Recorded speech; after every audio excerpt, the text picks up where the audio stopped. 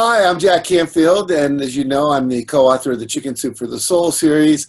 I am the author of the Success Principles and someone who has been studying and teaching about human development and peak performance for many, many years. I'm with Donald Pett. He's an MD psychiatrist and someone who cares deeply about peace. He's been studying, writing about, and teaching about peace for many, many years. How many years have you been doing this, Don, talking about peace? Well, I started when I was a kid thinking I could save the world. Actually, I always thought I'd save the world, and I said, if I can only save myself, and that's what I learned. I began to learn to save myself, and then I said, no, you can't give it away unless you have it. So I've spent a lot of time, and that's when I started. But I actually got really involved when my professor at Johns Hopkins, who was the world expert on the psychological issues of war and peace, Jerome Frank, was an inspirational teacher. He was my most important mentor there. And even after I finished my training, we maintained a dialogue. And I think I agree with, he's just given me the inspiration that I have to do that's my area of contribution to the world. Well, you've been nothing less than a strong advocate for peace. You've twisted my arm numerous times to take me deeper into understanding how important this is. And, you know, you've helped me realize how important, I teach success, and you really got me to see that success is useless if there's no world in which to have it. And so if we blow each other up and so forth, how much trouble do you really think we're in right now? I know you're an advocate of we've only got about 10 years left. Tell me about why you're so convinced we're in deep, deep trouble around peace and war. Well, it's quite obvious. If you look that our history is a series of wars. When we write our history, it's by a series of wars. Einstein is one of our brightest minds, and when he discovered the power of the E=mc squared formula, released the energy of the sun, he said it's only a matter of time before we're going to destroy ourselves. He realized that the way people think is that the love of power is so important, and that we're so tribal. We identify with our group and we want to compete to win. He realized that it would only be a matter of time before we proliferate these weapons and use them. So that's actually happened. He made the prediction, and now we know they're the equivalent of 70,000, the power of 70,000 Hiroshima-sized bombs ready to be released at the push of a button or mechanical error. People who are expert, the U.S. Joint Congress had authorized a study, a very high-level study. They interviewed over 250 of the world's experts who knew something about weapons of what I call weapons of ultimate destruction, because these weapons offer no second chance. Everything in the past is, we kill people a few at a time with bombs or sticks and stones and arrows. But these are weapons that if we release 70,000 bombs, it's the end of civilization as we know it. So the study that was done by these high-level people that interviewed 250 experts, they said we're losing the battle, and it's only a matter of time. They had predicted within years we're going to have the use of these weapons of mass destruction again. So we have what you call, I've seen in your book, yellow alerts, that we're given signals ahead of time. It takes common sense. Look what's happening in the world today.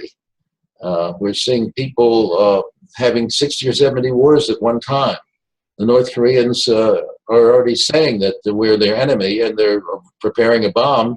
And in the paper today, it said they're also now testing a submarine so that will release missiles.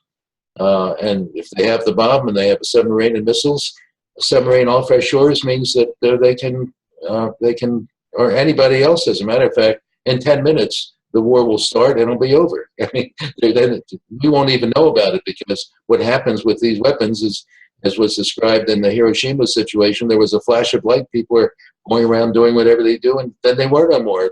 The heat was so hot, they just disappeared. They were dust. If we can just imagine those kind of things happening to the people we love, our sons, our daughters, the people that are important to us. So it's quite obvious. We're getting all those alerts, and we're not doing anything about it. So that's the problem. So we know we're in big trouble.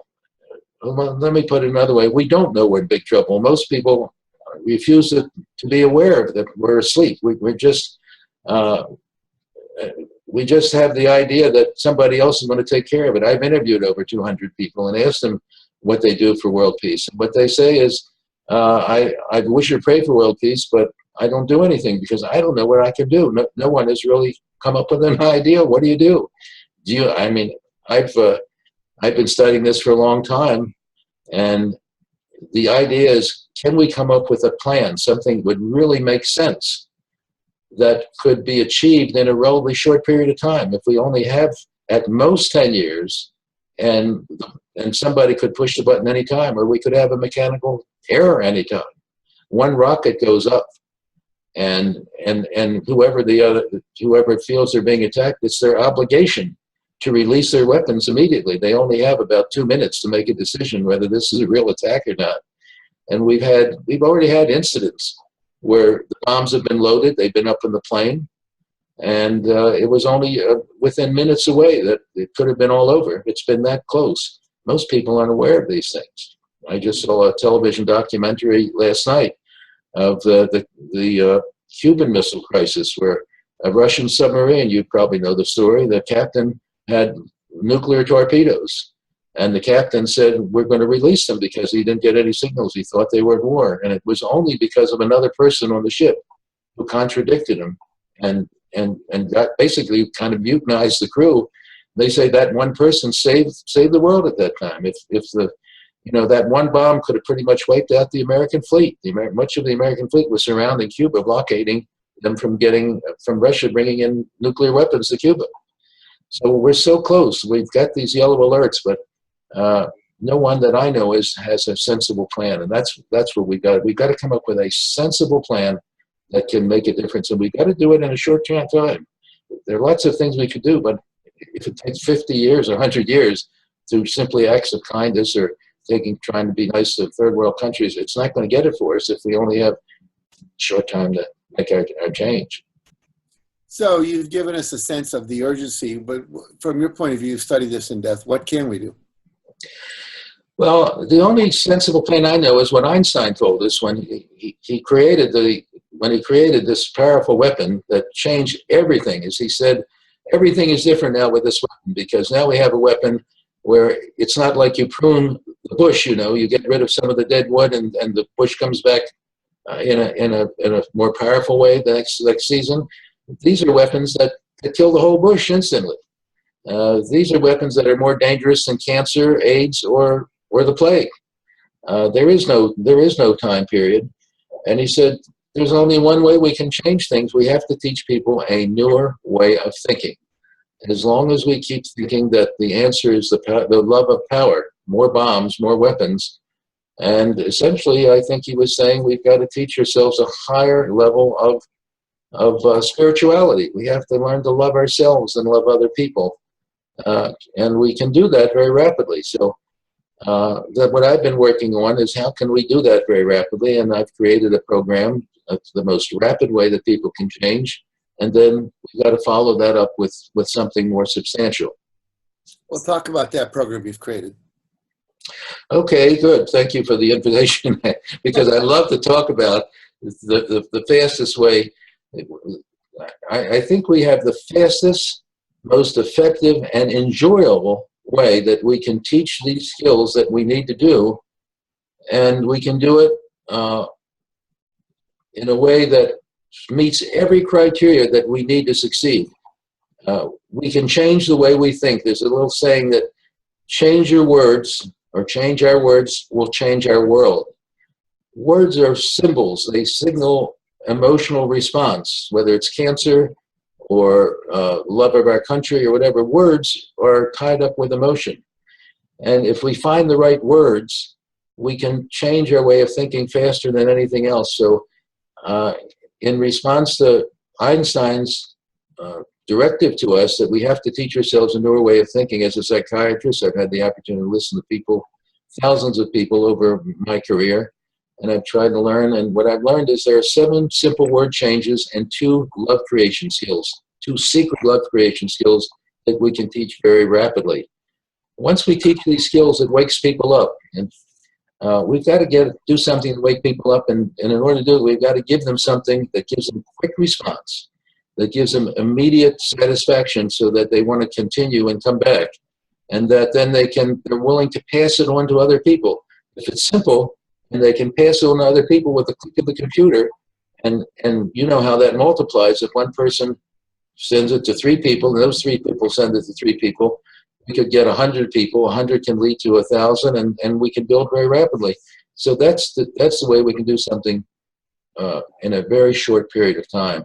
If we can wake people up, that's the first job, because most people are still asleep, and when you talk to them about world peace, they say, "Oh, it's beyond me. It's too complicated. I've got to think about other things. You know, I've got to feed my kids," and they don't think about the long-term consequences that if we don't have a world to live in, or else they have what my professor Jerome Frank said was a hopeless, helpless response. If you believe there's nothing you can do about something, then you give up on it. As the people I've interviewed, they said, "I don't think I can do anything. But if somebody told me what made sense, I would like to take some action. But you got to give something that makes sense." And what I call the 7+2 formula will do that. And it's these 7 simple words that we start with, and I'll share them if I can go ahead with them, if that's okay with you. That would have been my next question.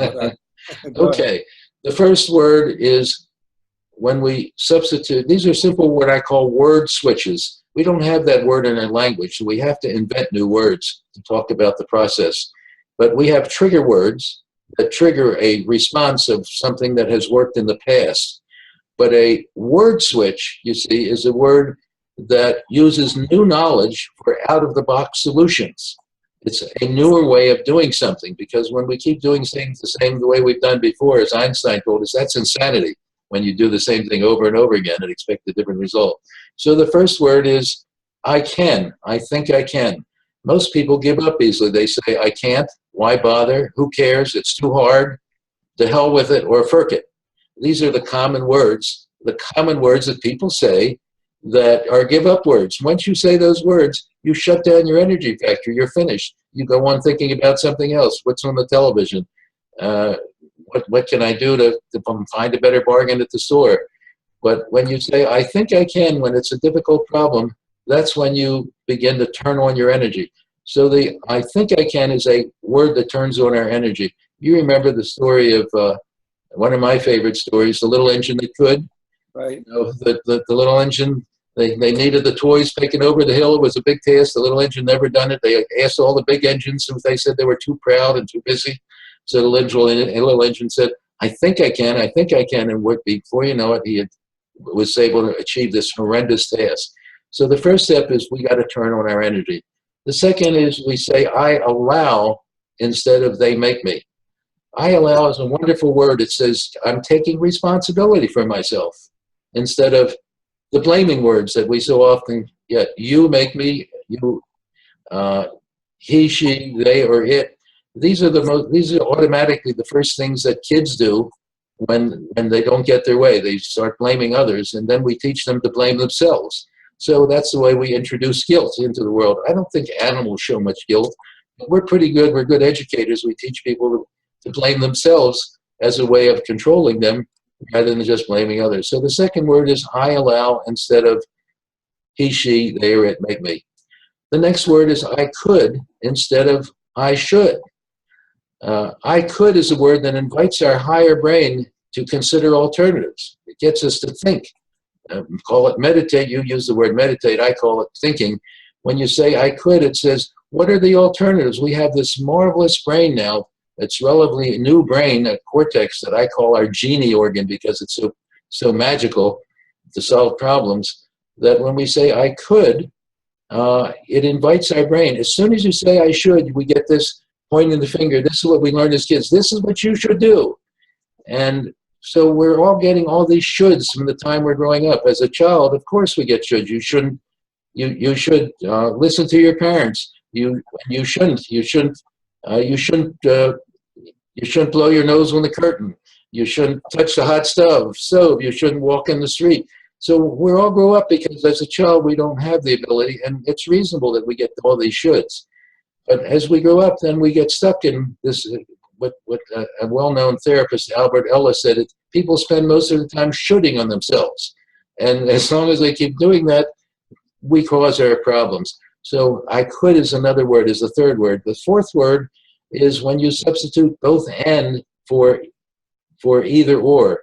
Either or is the way the animal brain thinks. It's the way animals can only deal with a limited amount of information. So it's usually my way or the other way.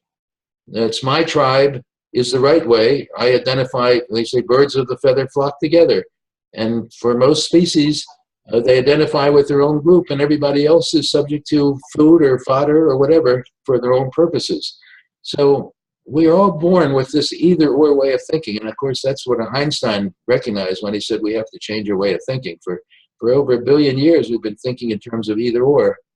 And that divides, either or divides the world into two categories. That's why we have all this win-lose competition, why our whole world is, our judicial department is you're guilty or you're innocent, you're right or you're wrong. We divide this world into two ways. But when we say both and, we realize it's what's good for you and me, for my tribe and your tribe. It takes us to the higher level of spiritual existence. Love is unconditional love. Is when you have unconditional love for the system. Our world is getting to be an integrated place now. We're one world. But when the world was tribal for the last 1 billion years, and it was appropriate to think of what's good for me is good for my tribe, because there was limited resources between two hills. We had to be more powerful than the other. But we didn't have enough knowledge to solve problems by common sense. So we had to build the love of power rather than the power of love. So that's either or we get rid of and we put in both and. Very simple. The fifth word change is actually a sentence. The sentence, if we could change this one sentence and nothing else, we could change the world instantly. If we could just change the sentence from what works for me and my family and my tribe for here and now. See, that's the animal way of thinking. What works for me and my tribe for here and now, because the animal doesn't think down the road. If we could just add the word, a different sentence, what works for me and you, for my tribe and your tribe, for now and later, for the present time and the future. You see, there's no one to be blamed in that sentence. It's simply a sentence that says, how can we cooperate and work together? Very different than the other sentence, which says, who can win, who can be on top? Now, the sixth and the seventh word changes. We'll get rid of the fight or flight response. The fight or flight response is so powerful that we do it automatically. We call it road rage when people get upset. It's a very hard instinct to control. When somebody's frustrated, the first thing they want to do is strike out. It's an automatic response. We're born with it. And it had to be necessary for our ancestors because they were constantly being confronted with danger, life-threatening danger. So when we take the word energy, because you know what happens when we get frustrated, we secrete chemicals and we become alert. We call it the red alert response. We get ready to take action.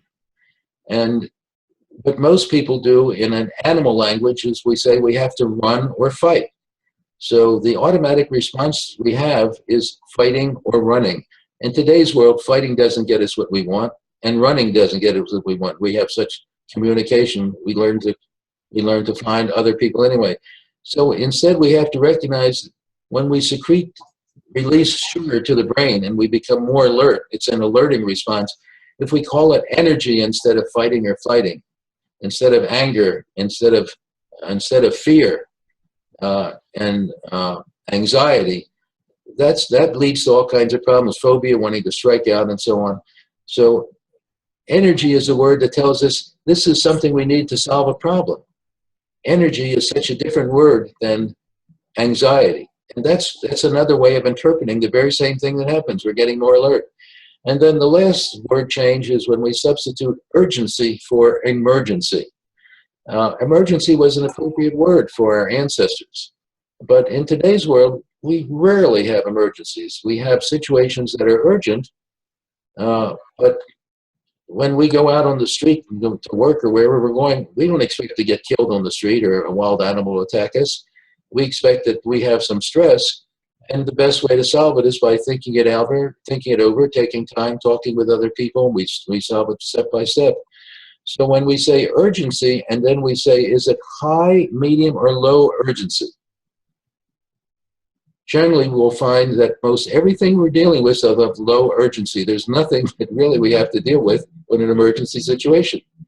But if we think in terms of emergency, then we're going to react that way. Our tendency is to want to strike out immediately. It's almost automatically that, you know, a mosquito comes on our arm, we want to go ahead and slap it. How many times, you can ask this of yourself, but I've asked this of many people, how many times have you said something that you regretted saying to somebody that you care for? How many times have you did something with regard to money that was on an instant response, something that you really should have thought out?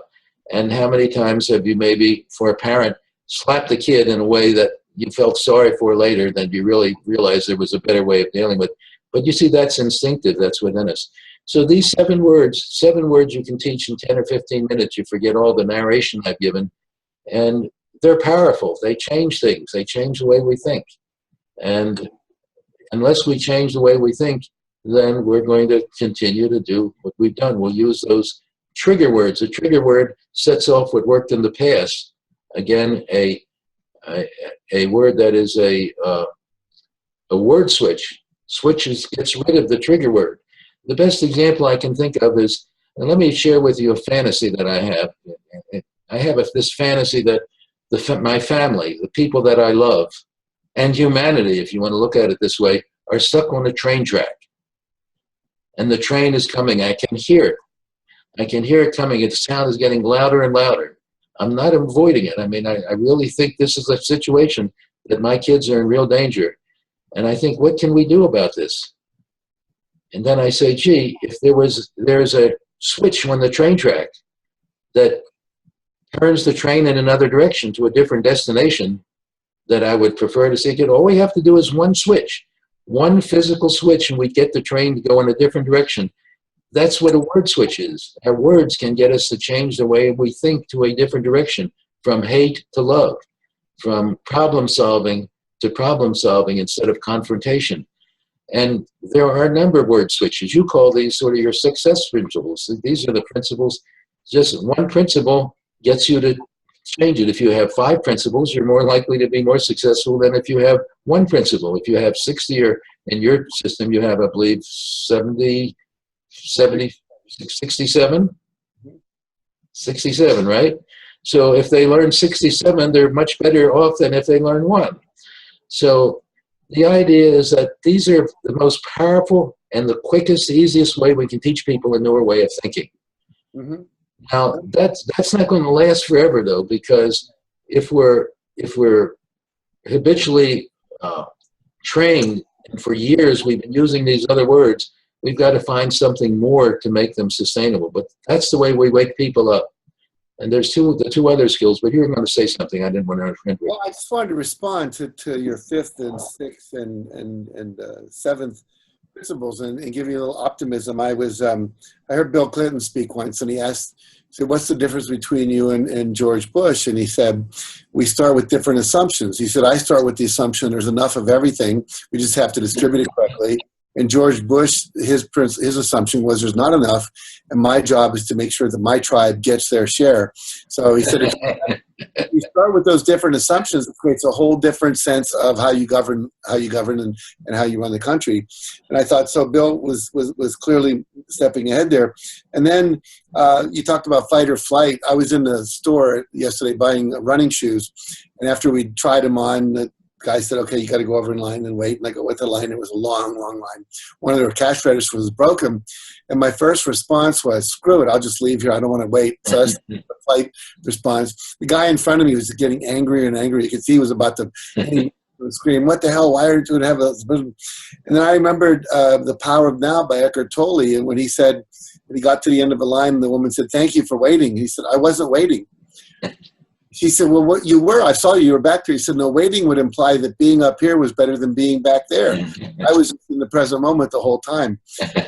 waiting. And so I remember that, and I said that to myself, and I just started breathing and going into a mindful state and being present. So literally that change of thought actually made it so I could be calm in that moment. And the last thing I was thinking is we used to only have emergency rooms when you had an accident. Mm-hmm. Urgent care centers. So if it's not an emergency, you go to an urgent care center. I remember I cut my hand last year. And I didn't want to go to the emergency room because that's where people come when they've been in car accidents and they're almost dead. So I went to an urgent care center, and I actually let two people go in front of me because they seemed like their needs were more urgent than mine. So I think there's a little creeping awareness is creeping into the culture along some of these lines here, just to let you know there's more work to do. But I think, at least in my awareness, there's some changes happening. Now you have the 2. Let's talk about the 7 plus 2. What's the 2? Well, we need to teach people to love themselves with the abundance that overflows. I think the most important rule we have is the golden rule. Mm-hmm. And we don't really teach the golden rule very well. We preach it. We say you ought to love other people. Where do you go to get a course to, I say, I want to learn to love myself more. Mm-hmm. You can get a course in flying an airplane, you can get a course in learning to sew better, whatever. But where do you go? Where can I take a course in learning to love myself better? And so we need to have, there are 2 secret skills that I've discovered from my years of working with people. And the first skill I call emotional self-endorsement. Emotional self-endorsement. We don't do that. You see, we don't. We tell people when they're young and growing up that if you say nice things about yourself, you're being egotistical and self-centered.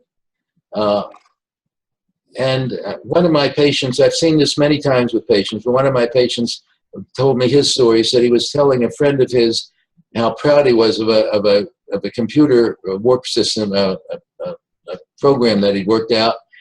And his mom called him over and pulled him over, and he says, John, you should never say things nice about yourself to other people. If you're bragging, you're being self-centered, egotistical.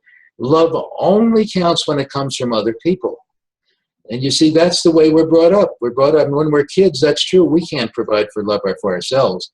We depend on our parents. Hopefully we have parents who love us, and we learn something about love. But a lot of kids don't have that when they grow up. So they learn hate, they learn other things. But the point is, and this is one of your points, we can take responsibility for ourselves. But in order to do that, we have to go against what society tells us. We have to, the good news is that we know how to emotionally endorse, but we do it to other people. We've been taught when you go to an athletic event how to jump up and scream and yell. We've seen that all the time. Just watch anyone at a baseball game or a football game. Emotionally endorse. When you go to a great musical event, we know how to get a baby to smile. You don't just say, smile, baby. You do it with a lot of emotions. And when you know how to, most people know how to get that dog to shake its behind and wag its tail. You talk about it in a certain way. But how often do you see people emotionally saying, wow, I am such a hot sketch, I love me. When you talk about the mirror exercise that I know you believe in, when we look in the mirror, most people look in the mirror and they say negative things about themselves. But we would really ought to be teaching people regularly to say, what are the positive things I know about me? Can I pick myself up? It's my responsibility to give myself endorsements throughout the day. One person I was working with said, if I depended on other people, I was counting the endorsements I got from other people. The whole day I got 2. He said, I continue to be depressed if I was waiting for the world to endorse me. But this person, and as she did, she said, I started to say nice things about myself, and I started to do them 10 times. I'd find 10 times when I was brushing my teeth, when I would sit down for dinner before I do that. And then I realized as I kept doing more and more, when I got up to about 30, I started feeling good all the time. It worked, so that's one of the most powerful love creation skills. Love yourself with emotion. We have to teach people to do that instead of most people. When I've spoken with people in my practice, they say, I feel uncomfortable at doing that. It's uncomfortable for me to say, I can say I'm nice, I did something nice, but then they go right on to the next worry thing. Right. So it doesn't last very long. They say it in an intellectual way, and we know that emotion is far more powerful than the intellect. What you know isn't as powerful as what you do when you have emotion. So that is the most powerful self-endorsement skill, self-love creation skill. It's easy to do. It's up to us to take responsibility to do it, but our society tells us it's wrong. And of course, if you want to be a member of society, you don't want to be egotistical and self-centered by saying nice things about yourself. Now, the second love creation skill is also a very, very powerful skill. It's what I call the reasonable best measure of self-worth. Instead of saying I should be perfect, most people say I'm okay if the world says I'm okay. So if people say I'm attractive, or I get a raise, so my boss gives me a raise, or my kids are doing well, or in some cases it might be if I'm driving the right car, people will think something of me, or I have the right title, and so on. So we depend on these symbols that other people say that I'm okay, instead of saying when I do my reasonable best, I deserve to emotionally endorse myself. So number 2 skill, then you go back to number 1 skill. When you do your reasonable best, which is 100% in our control. When I was giving my talk at the Central Connecticut State University Peace Program, I said, I want to give you an example. Some people, when they have climbing the ropes, in school, you're in the gym, they had this exercise, you got to climb up to the top of the rope. Some people are like athletes, they go right up to the top. And other people, for whatever reason, not strong, they're too heavy, whatever, they try hard, but they can't get up to the top. And the fact that somebody has done what they reasonably could and say, I really tried, I did what I could, maybe I could learn to do better, but I endorse myself for doing what I reasonably could, instead of saying, I'm only worth it all if I got to the top. And it was interesting because after the lecture, the professor there says, boy, he says, you really hit the nail. When I was a kid, he said, I couldn't climb the rope. And he said, I really felt bad about myself for such a long time because I thought I should be able to climb the top of the rope. So the reasonable best test is an input measure, and we can always control that. And what do we do when we find we're not doing our reasonable best? Then we can simply, when I recognize I'm not doing my reasonable best, now I know I can do something different. If I recognize it, I can pat myself on the back because I've done something really great. I've admitted and acknowledged maybe I could be doing better. Maybe I could study a little bit more. Maybe I could practice my musical instrument more, whatever it is. So we have a win-win situation throughout, where most people are caught up in this win-lose situation. We depend on whether the stock market goes. How many people depend on whether the stock market goes up or down, or whether the weather is good? People say, I really feel miserable because it's raining out. So we get caught up in these kinds of things. So those are the 7+2 formula. They're so easy to teach, and with 30 days of practice, we can make them automatic and effortless. And then the nice thing about this is that once you learn them, and they're all written out, it's so easy to do. By a click on your computer, you can give them to someone else. You send them to your family, your friends, your loved ones. And then when they call you and say, thank you, it worked for me too, then it goes to the next person. So we can start a domino effect that can spread very rapidly. That's what we need, to have a system that teaches people something very quickly to large numbers of people. Mm-hmm. I like this idea of 30 days because that's usually what it takes to change the thought about yourself. And I think if people were to just make a checklist, every day, did you do your 30 self-endorsements or whatever it might be, so that you have something to hold yourself accountable to, because a lot of people forget if it's not part of their normal thing. So Don, talk about why the self-love is so critical to world peace. Make that connection for us. Okay, well, there's a saying, it's hard to give away what you don't own. So until you take responsibility to generate love for yourself, we all know the virgins of the golden rule: love your neighbor as yourself and do unto others, and so on. But the modern version of the golden rule is love yourself with the abundance that overflows to enrich the world. Love is a quantity. When we fill our world with love, the world will get along a lot better. If we instead fill our world with hate, what are we going to expect? We're going to have people confronting one another, and we're going to have people having very difficult in their relationships. That's why we have so many divorces, why we have countries that are always at war, and so on, because we have not yet taught people to love themselves with the abundance that overflows. So now I'm going to give you an explanation that is something that I think I've discovered that has to do with evolution. Mm-hmm. Because you asked for an understanding. You know, when the first, we all know that when we're born, we have genetic traits. We have instinct that has been pre-wired in our system. It's learned by trial and error over 1 billion years that we have wired the animal brain that we inherit. The animal brain is a very complex organism with billions of cells. And when we're born, we have certain automatic reflexes. And so we know that we've already had an education, so to speak, and it's an indoctrination rather than education. We're not learning how to think with what we inherit, but we know that we inherit a lot of information. What we haven't discovered yet is that first cell that was created, so-called, we understand 3.5 billion years, it also had certain predisposed intentions. We recognize that it was designed to multiply. It was designed to become more sophisticated. It has gone in 3.5 billion years from one cell to we are 50 trillion cells. We are composed of organs, and organs that work together. So we understand that. That understanding only came about 150 years ago with Darwin, you understand. For a long time, we've had other assumptions we made. But we're just learning, and we've rejected that idea. But here's the thing that people don't realize. That first cell also was designed to direct its energy to the next highest level of complexity. So when the cell was one cell, and it split by mitosis to create its identical individual, egotistical or self-centered love was perfectly appropriate. It's like the story of Narcissus. Remember, he looked in the water and saw himself and fell in love with himself. Right. So narcissistic love was the first kind of love.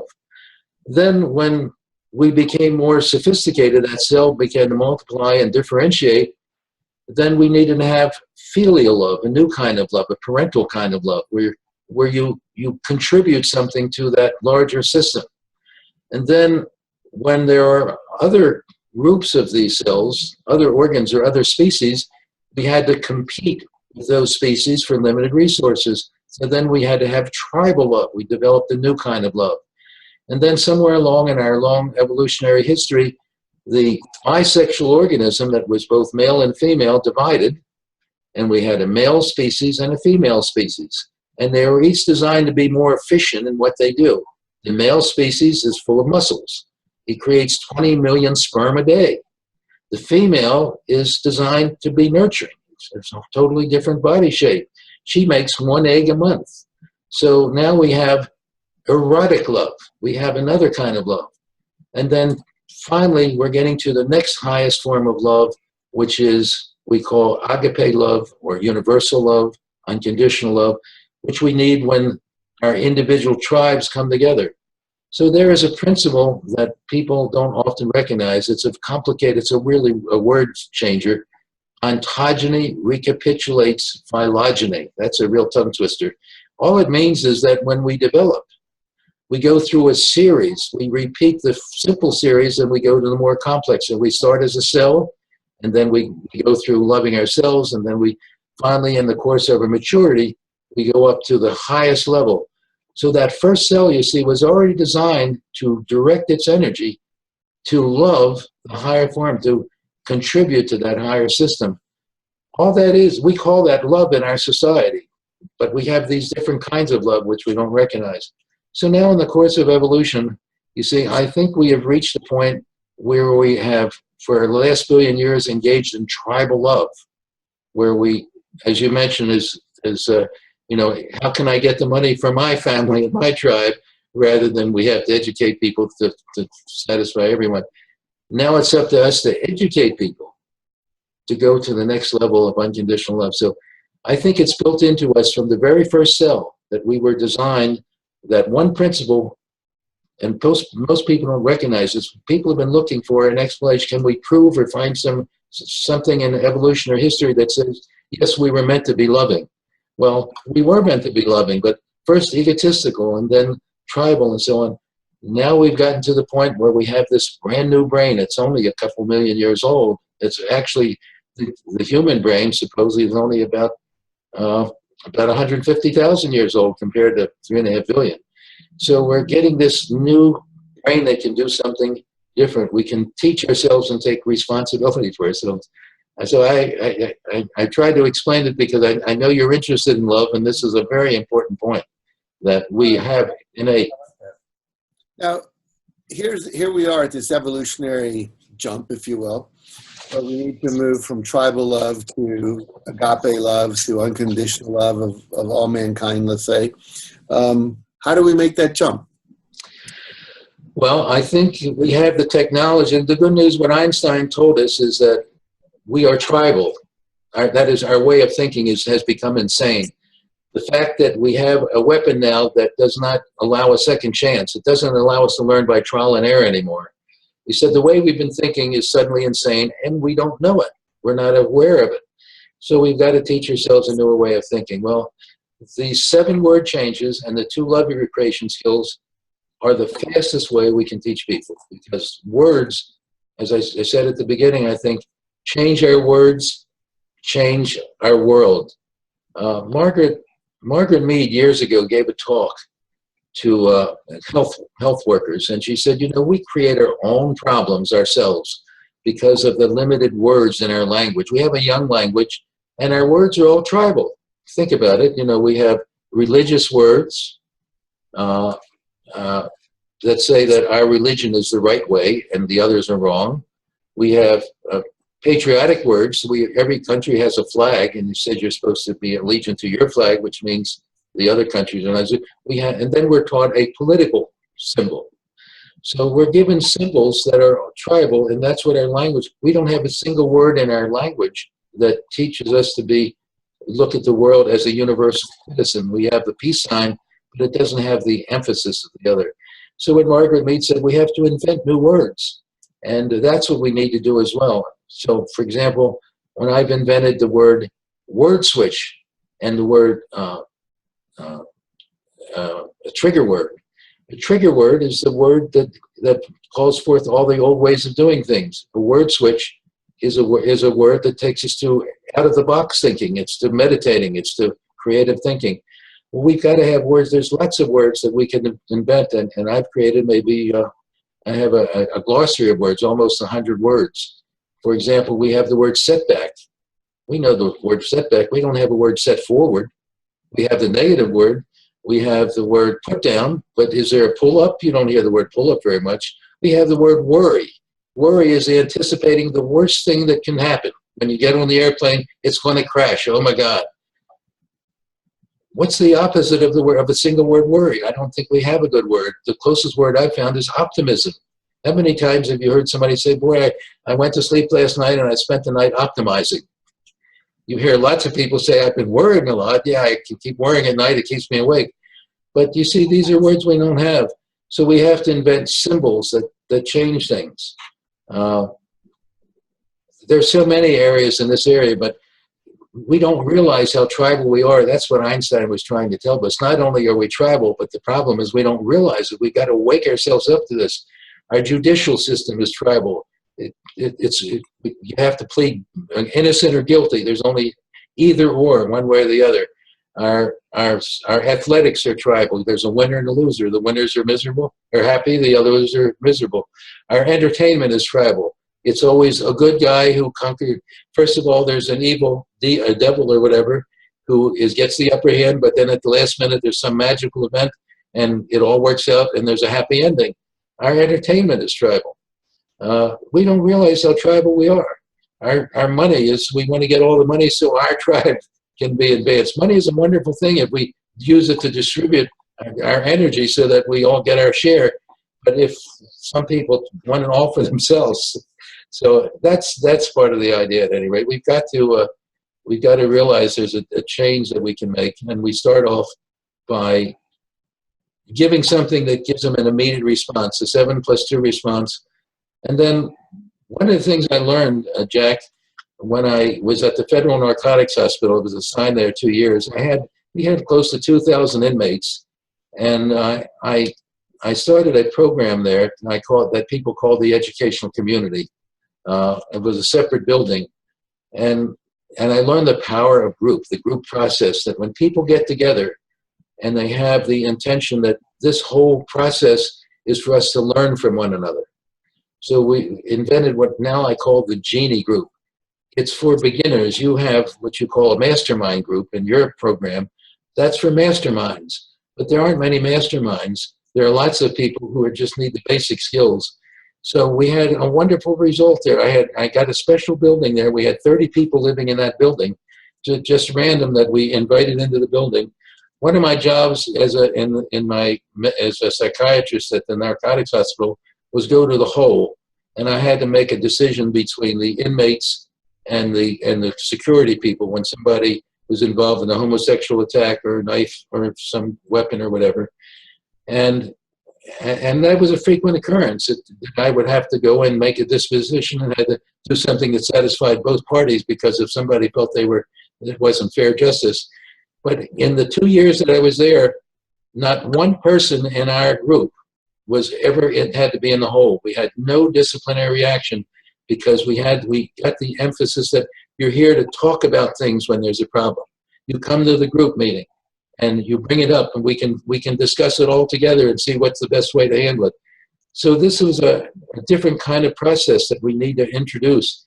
The Genie Group can be introduced very easily, anywhere, anytime. It doesn't cost anything. The best example of this is Alcoholics Anonymous, where people go and they learn from one another. The Alcoholics Anonymous has 12 steps. You have 67. We need something like that has more than 12 steps. That's why I think, your success principles, you are the leading edge of the curriculum that could be part of this process of realizing we have to start a movement of Genie groups throughout the whole world, actually. How did AA started with 2 people, remember, who said we're going to do some drunks. So talk about what happens in a Genie group. Well, what happens in a Genie group is someone introduces a principle. Let's say they introduce one of your principles. They talk about E plus R equals O. That it says that the way we respond to something is really critical. And they give a couple of examples that you've already written out in your book. You have the example. And now they say, all right, this is the idea. Now people start sharing what their experience is with that. Can they relate to that? Does it have any meaning to them? And they do it. Now it becomes emotional. They have an investment in it because they see how it relates to something they're doing. And they begin to get some, gee, I see I can get some benefit out of this. They feel good about it. They begin to learn from one another. They feel good about this group. That's what happened in our educational community group. They began, people that were blacks who hated whites and were there because they were attacking white people, and the reverse. People who didn't get along together. In this kind of environment, all of a sudden people are coming together for a common purpose, to learn how to understand their behavior more. Mm-hmm. So the Genie group is a group that basically starts with principles. I call them strands, which was the word that these mental health group invented when Margaret Mead told them that we don't have a good word in our language. So I invented the word strand, which means any exercise or word or experience that makes your thinking stronger, that gives you mental strength, just like a muscle fiber makes your muscle fiber. If you have more muscle fibers, you have more muscle strength. So if you begin to collect strands, you become gradually what I call a mental wealth millionaire. You collect enough strands and you become a millionaire. Similarly, if you collect enough in your language would be success principles, you collect these success principles, and before you know it, you're getting along better. You're more successful, no matter what you want to do, because they work. As I've heard you say, you've studied the basic principles, and they work. Whether you want to become a better street cleaner, you want to become a scientist, you want to become the best car racer, or whatever. One of my favorite stories is Jonathan Livingston Seagull. You remember that? You know the story? Sure. Yeah, sure. So this is a story about an unusual event. Somebody said, I'm not satisfied with just going to get fish every day and so on. I'm going to try to achieve a higher level. I'm capable of something more. Well, the seagull really maybe not isn't so capable, but it gave us an idea. He gave us the message. We are capable of flying higher. We're capable of creating all sorts of new things. Instead, we spend our energy with destructive kinds of things. So I hope that kind of gives you some idea. No, I like it. I like this idea of strengths. It's like mental muscle fibers. This is good. The more we have, the stronger our thinking becomes. This is And good. your success principles. Every success principle they learn gives them a stronger way of dealing with the world. So a genie group then is where people meet and they're introduced to these principles lifelong. We should have education lifelong, not just 12 years. It's not until the brain is about 18 or 20 that it's beginning able to be developed and it has language and it can take responsibility for itself. Do you know most of the adult studies say we're not really ready to take responsibility for ourselves until our late 20s or early 30s. But the fact is, our brain is not even fully mature until we're about 18. So that's the best time we have to learn. But at that time, education stops most people. A genie group is the kind of thing that that everyone ought to be in a genie group, and instead of until they can know enough that they can go up to the next level, which would be a mastermind group. I've been in many mastermind groups, and I find that, if the people don't have a mastermind, you're not going to learn very much. If you bring together people who are already advanced, you learn from each other. But if you bring people together and say, you're calling this a mastermind group, now think and come up with something when you haven't first fed them the important principles. So the genie group is at a lower level. It's where, and you don't need a formal leader. The people in the group can become the leader. And some of the nice things that can be available in prisons, it can be available anywhere. And we've already demonstrated to be effective in several programs that I've run. So do you have a manual for how to run a genie group? I have some. I've got a couple books in process to be done, and yes, it does describe how to run a genie group. There's an individual who's been doing something similar to this for about 20 years, and he's developed some basic principles for this kind of a group, and he's agreed to be available as a consultant. So that would be and I'll include that as well. But it's a very simple process to learn to be. Anybody can be. All you have to do is find something that is a good principle, and you set the group off with that, and you can take turns doing that. I very much want to encourage you to get that out there in the world, because I think you're absolutely right. And I'm watching my own sons, who are 26 now, just beginning to be mature and independent, and their lives are coming together for the first time in so many beautiful ways. So I think you're correct about the fact that we often end our educations prematurely. We need to learn these principles that are not being taught in schools, and the idea of circles and peer groups, and whether it's AA or circle talks, or there's a lot of different things that people have come up with. I think that's really good. I think people just need to know what the principles are, just basic things that they can learn, whether it's from my book or your book or from this other person you're mentioning. But I think that's, people, again, they need to be guided up until they get to the point where they can be independent. I remember I put together a curriculum guide for teachers, had 181 activities that they could use. And a lot of people weren't using them. I said, why not? Well, we don't know what order to do them in. Tell us what order to do them in. So, do this on day 1, do this on day 2, do this on day 3. Unfortunately, still a lot of people need that guidance. But I think what you're on here is something very, very powerful. We're beginning to move toward the end of our time here. What else would you like to say so that this gets out? I definitely want you to tell people how to get in touch with you and what your website is and all that. But any other major messages you'd like to share with people? Yeah, I've identified actually 10 principles that we need to learn. And one of them, we need a new vocabulary. So we've got to develop words that bring us to a higher level of thinking. Like I mentioned, the word strengths or success principles or set forward. We need to have a new symbol. If all of our symbols are tribal, they teach people to identify with just their tribe through their religious or whatever symbol. So we've got to create a new symbol. I've created what I call an asymptote. An asymptote is if given the assigned meaning, it's a line that goes, starts 3.5 billion years ago, and then slowly, gradually comes up to a turning point where we discover the scientific method. And then all of a sudden it becomes, our intelligence is growing so rapidly now that it's getting out of hand. Well, if we understand this, we understand our history. So we've got to learn something about who we are and what our purpose is. One of the things Neil Donald Walsh brought up, his emphasis is that we've got God all wrong. You know, if we have a God who most religions say we want to teach the golden rule, but the golden rule is always their particular tribe. You know, there's this almighty being who's created everything in one day, 6,000 years ago, who gives us a set of rules, and he sends people to a very nasty place forever if you do the wrong thing. And if you just do what he tells you to do, which is praying and killing other people who are bad people, you know, it's okay to cut off people's heads and so on, if you believe in this particular God, that these were the kind of ideas that we've got to, it's not just challenging, we have to realize that we've been given this marvelous cerebral cortex that I call a genie organ, that if we teach it the right things, we educate it, it answers our prayers. It grants our wishes. You know the genie story. Genie, when we can free it from the lamp, when we can free it from instinct and tradition.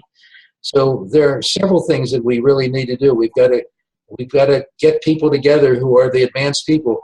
I personally believe I think you are in the best position in the world to do this, by the way, because I think you've already developed, you have several things going for you that I don't know if anybody else has. You've developed the most successful principles because you've sold 500 million books. That outdistances any. Some people must like your principles. They've had some results. We know that. You've been able to make contact with lots of other people. You have the influence to bring people together. It's not you alone, but you were probably the leader in the field. We've learned that our history is a little like a relay race. You know, somebody gets an idea and they run part of it, they pass it on to the next person. So we had Abraham, and then we had Moses, and then we had Jesus, and we had other religious leaders, and then we had the people who brought us human rights. We've had Gandhi and Mother Teresa, and then we've had spiritual leaders. We've had people like for example, Neil Donald Walsh, Barbara Marx Hubbard. I would say, and each has contributed something different. Our scientists have run part of the race, and they contributed something so that we're now becoming more knowledgeable and powerful. And then we have Jack Canfield. He's at the end of this growing list of, we're a work in progress, you see. And there are people on the edge of the growing development, and if the success principles are at the edge. So I think you have basically some of the things that can pull off some of this, because you have the influence. Think about it, if you got 500 million votes for your book, Al Gore got 51 million votes to become president. And he lost the election because somebody else, George Bush, who got 500,000 votes less, because of some quirk in our system that said, if we arrange the votes differently, it doesn't matter that you got the most votes because we have another way of looking at it, so you will lose the election. But you see, the fact that you've gotten 500 million votes says you're a powerful person. I don't know if you realize how powerful you are. And we need somebody that can bring people together now, who can teach the principles that will work. And I think Einstein gave us the answer. We have to teach ourselves a newer way of thinking, and it's up to us to get the people that have power, that have influence, to work together. Does that make sense? It does, and I would just say, to temper that a little bit and to also inspire others, that I believe that everybody is on the cutting edge of evolution of what's wanting to come into manifestation on Earth, peace being one of those things, but many other things as well. Newer forms of music, newer forms of architecture and art and cooking and whatever it is. And that each of us needs to step up and fully embrace that which we are attracted to do. You with peace, me with empowering people to live their highest vision, which includes peace. Michael Beckwith, who has a church called Agape, which is unconditional love and all that, doing his ministry and so forth. So whatever it is, I believe each of us is if we tune in, and you said if we tune in, see, I think part of the problem with religion has been that we've given away our power to intercessories, like whether it's the Pope or the priest or the shaman or the mullah or whatever that says, okay, you tell me what to believe. Mm-hmm. When we all have the capacity to tune in through our intuition, through our heart, through prayer, through spiritual disciplines, to get our own messages for what we need to be doing to live a more fulfilling and harmonious life. I think that's the message that Neil Donald Walsh has been talking about with Conversations with God. My metaphor that I love, Don, is that there's this thing, we can call it God, universal intelligence. It's up there in the sky. We'll pretend it's the sun. And a whole bunch of people have been saying, hey, look, you need to look up at the sun. And then for centuries, we've been arguing about which hand is the right hand to point to the sun, different religions. But they're all pointing to the same thing, saying, hey, there's a higher power. There are these spiritual values and principles of compassion and love and forgiveness and all of that we have to live our life by. And so it's not about who's right and who's wrong, but all these higher qualities. We all have access to them. That's why we're all inspired by a Gandhi or a Mother Teresa or a Mandela or anyone like that. So I will do everything I can to bring forward what you're talking about. I encourage you to do the same. And all those of you out there listening to this interview, I encourage you to step up and do these things that Don's talking about, these 7 new word switches and these 2 self-love principles and techniques that you can do. And the thing I like about it, Don, too, you can put all that on one sheet of paper. Mm. All like there, it's doable, it's learnable. It can be something, and as you say, we can pass it on. And as one of my teachers once said, if I can learn that in 30 days and then pass it on to 2 other people who can learn it in 30 days, and then those 2 people pass it on to 2 people, it only takes 32 months for the whole world to reach that message. So each of us has to stand up and realize we can play our part in that ongoing geometric progression, which the scientists have taught us about, that is possible. So I appreciate you. I love what you're doing in the world. Tell people how to reach you, and we'll bring this to a close. Thank you, and I really appreciate you taking your time to, as I say, I mean, you seem to be one of the very few people who's willing to listen. You listen to me, and that's why I really appreciate it. Most people are not interested in listening. They're more interested in telling. So I spent most of my life creating my principles. I've had the wonderful opportunity to learn from thousands of patients and groups and so on. And like you've collected the wisdom in your collecting your stories, I've collected what works for people in my work in psychiatry and try to put these together in some basic ideas. And I hope other people will use them. Everything I do is for public domain. I don't need any, I'm a very happy person, but my concern is my kids, my grandkids. I want them to have the benefit, and that's where my passion comes from. And you have that passion, I'm sure. Most people have that passion, but we've got to wake people up. So again, I thank you for the help that you've offered. And if people want to reach you, they go to www.what? Well, right now, they can go to www.lovingmenow.org. Lovingmenow.org. We're coming out soon with a very simple new website that will be called worldpeace.academy. Worldpeace.academy. It's not quite available, but it will be soon. Everything that I do online is forever free, guaranteed forever free. And that's one of the reasons I hope anyone can come to it. Great. Well, we'll get this up on YouTube. We'll put it on our Facebook page, and we'll encourage everyone that watches this to at least share it with 2 friends, and we'll get that progression started. And when we get worldpeace.academy, we'll let everyone know on our Facebook page as well. We now have over 1 million people as Facebook fans, so hopefully we'll get this information out there. Please use some of these skills in your work, because I really think you are in the best position to be one of the next Nobel Peace Prize winners. And if there's any way I or other can help you, I think you're in the best position. Even you may not think so, but thank you again. And I'm going to sign off. if I ever do win it, you'll be on the plane to me to Sweden, I promise. Okay, I'll be looking forward to it. Okay, thanks. Bye-bye now. Bye.